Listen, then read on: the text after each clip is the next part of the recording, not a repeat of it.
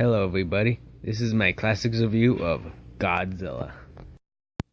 You may be wondering why I'm doing this review since I already did a Godzilla review. But, since that was my first review, it wasn't as good. It's not as good as it was my least favorite video because of how it was done. I did.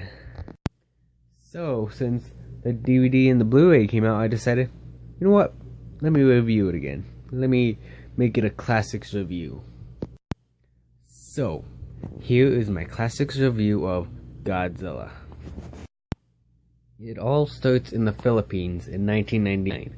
Dr. Serizawa and Vivian Graham discover a Godzilla skeleton in this collapsed cave.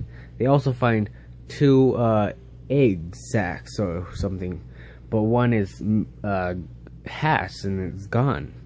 So that one heads to Janjiro, Japan. This is where we meet Bryan Cranston's character, Joe Brody, and his son, Ford Brody. Joe Brody is worried that there might be something happening because there's these weird earthquakes happening.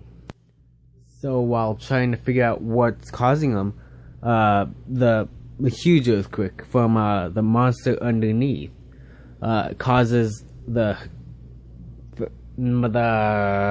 power plant to collapse, killing Joe's wife and Ford's mom, and causing a huge tragedy in Janjiro. Now, 15 years later, Ford Brody comes back from service and comes back to his family. Elle Brody, played by Elizabeth Olsen, and to his son, which is I can't remember his son's name. Yeah, I can't remember the son's name because his character doesn't really even matter. So he gets a call. His father has been arrested for trespassing into Janjiro. So he decides to go get his father and bring him back to home, bring him back with his family. But his father convinces him to help him sneak into Janjiro to get his father's discs, to get his work that he was collecting before the tragedy. But they are captured by Monarch police or whatever, and they get to the Monarch facility where the plant was. And that is where the Muto, specifically the male Muto, escapes. He hatches out of his cocoon and he starts getting attacked by the humans, but they aren't doing anything because he's a giant monster. During all this, Ford is trying to get out of a Jeep that's been crashed, and Joe escapes from the cops, and the monster gets away.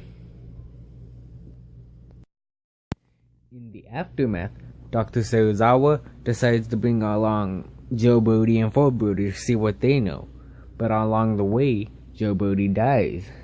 So he then asks Ford Brody what he knows and what the father had told him. But first, he had to tell him about what they know. And that is about Godzilla, or as he pronounces it, Gojira, which is his Japanese, the way the Japanese version of how it's supposed to be said. Not Godzilla, Gojira. So Dr. Serizawa reveals the testing in the Pacific in the 50s was actually them trying to kill Godzilla. And they ask Ford Brody for his help. Unfortunately, Ford doesn't know much, so he gets taken to Hawaii, where the male Muto and Godzilla both appear. The Muto begins attacking the airport where Ford is about to get a flight back to San Francisco to get back to his family. But of course that's stopped by the Muto. Then Godzilla and the Muto fight, as seen in the movie only on the news clip, but not the actual fight, only the news clip of it. In the aftermath, Ford ends up getting a ride back to the mainland via military guys. That is when the female Muto awakes from Nevada and attacks Las Vegas, as seen in this photo right here, where it shows him attacking Las Vegas, and in this picture too, where he's attacking a casino. This is the aftermath of what was the Muto destroying the city, but we didn't really get to see him actually destroying it, just the aftermath. The military continues to follow Godzilla and see where he's headed. He seems to be following the male Muto, and the male Muto is heading towards the female Muto, and they will eventually meet up in San Francisco. The military comes up with a plan to use the nuke to lure the monsters away from the city and destroy the monsters with the blast. Both Godzilla and the Mutos arrive in San Francisco. Godzilla accidentally destroys the Golden Gate Bridge. He doesn't really care because he's Godzilla. The Mutos meet each other. The male Muto gives the female the nuke, which she needs to kind of lay the eggs around so they have nuclear energy for her. And she digs a hole and lays the eggs. This is when Godzilla begins fighting the male Muto. The male Muto is putting up a fight, but Godzilla starts beating it. That's when the female Muto starts coming in and fighting too.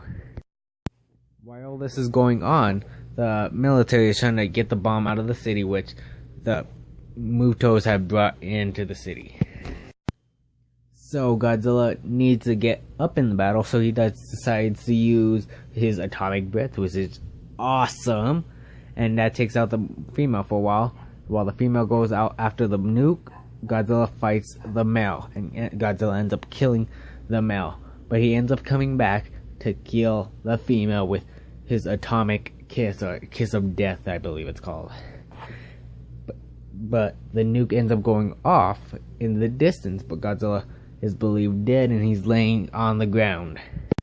But he gets up in the morning, proving that he is not dead and he's all fine. So he heads back to the ocean, but not without one final roar and one awesome walk by.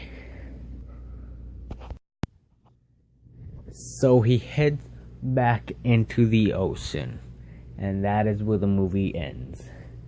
And that is how you end a Godzilla movie. Now I want to talk about the design of Godzilla. I love this design. It is my favorite design for Godzilla. And there are a lot of designs for Godzilla. This is definitely by far my favorite, just because how it looks, how menacing it looks, just the face and how angry he looks sometimes. And just the CG is really nice. This picture right here, I really love just that perfect shot of him. Really, if you have not seen this movie and you want to know how it is, get the DVD or Blu-ray. Thank you for watching.